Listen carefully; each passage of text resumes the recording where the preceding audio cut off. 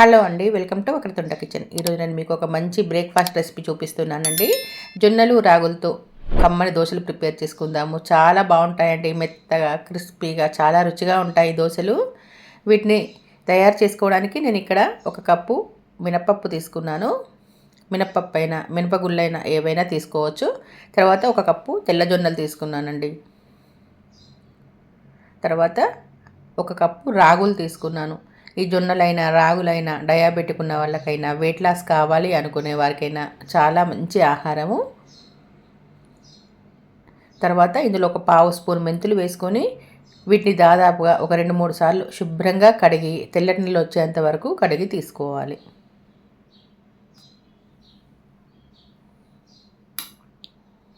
చూడండి, ఈ విధంగా తెల్లటి నీళ్ళు వచ్చేంత వరకు కడిగి తీసుకున్న తర్వాత వీటిని దాదాపుగా 12 అవర్స్ వరకు నాననివ్వాలండి. జొన్నలు రాగులు నానడానికి కొంచెం టైం ఎక్కువగా పడుతుంది, అందుకని 12 అవర్స్ వరకు తప్పకుండా నాననివ్వాలి.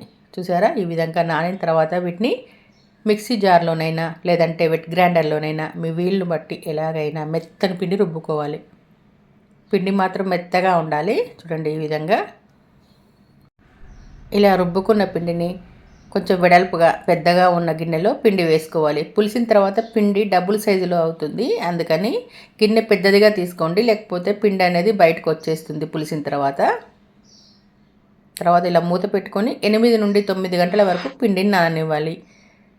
మీకు ఒకవేళ పులిసిన పిండితో దోశలు నచ్చినట్టయితే వెంటనే దోశలు వేసేసుకోవచ్చండి, కానీ కొంచెం దోశలు అనేటివి మెత్తగా రావు, అందుకని కొంచెం తినేసి కూడా పిండిలో వేసుకొని దోశలు వేసుకోవాలి. ఇలా పులిసిన పిండితో వేసుకుంటే మాత్రం మెత్తగా వస్తాయండి దోశలు. ఇప్పుడు ఇందులో రుచికి తగినట్టుగా ఉప్పు కలుపుకొని పిండిని దోశలుగా వేసేసుకోవడమే. ఇక్కడ దోశలు మీకు క్రిస్పీగా పల్చగా రావాలంటే ఇలాగే పిండి ఉంచేసుకోవాలండి. ఇలా కొంచెం గట్టిగా ఉండాలి పిండి, లేదంటే మందంగా మెత్తగా కావాలి అంటే కొన్ని నీళ్లు వేసుకోండి పిండిలో. నేనైతే ఇక్కడ పల్చగా వేస్తున్నాను కాబట్టి పిండిని ఇలాగే ఉంచేసాను. చూడండి, ఈ విధంగా పల్చని దోశలాగా వేసుకొని నూనె అయినా నెయ్యి అయినా మీ ఇష్టాన్ని బట్టి ఏదైనా వేసేసుకోవచ్చు. వేసుకొని ఒకవైపు కాలిన తర్వాత రెండవ వైపు దోశను తిప్పుకోవాలి. మనం మామూలుగా బియ్యంతో రుబ్బుకొని దోశలు వేసుకుంటాం కదా, అవి రెండో వైపు వేసుకొని కాల్చుకోవడం అవసరం లేదు, కానీ ఇలా జొన్నలు రాగులతో వేసిన దోశలు మాత్రం రెండో వైపు కూడా కాల్చుకోవాలండి.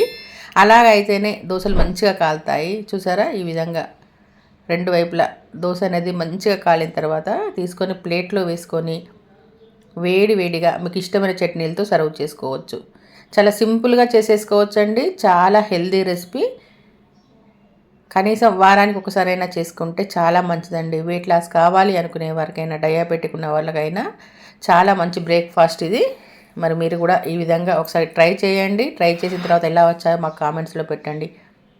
మరి మీకు నచ్చినట్టయితే లైక్ చేసి మా ఛానల్ని సబ్స్క్రైబ్ చేసుకోండి. Thank you for watching.